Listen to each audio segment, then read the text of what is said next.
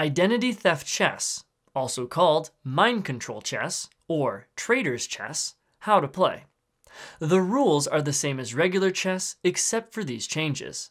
For a refresher of those rules, check out this video. Whenever a pawn captures a piece that isn't a pawn, it must promote to that piece immediately.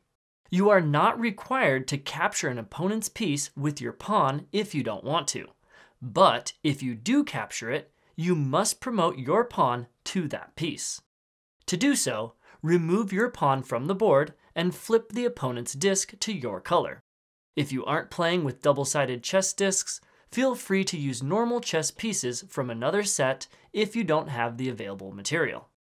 The promoted piece is treated as it normally would under your control. If your pawn captures a pawn, your pawn is still allowed to promote upon capturing another piece later.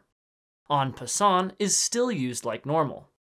If a pawn reaches the farthest row by moving or capturing a piece, it may promote to any piece. The first player to checkmate their opponent wins.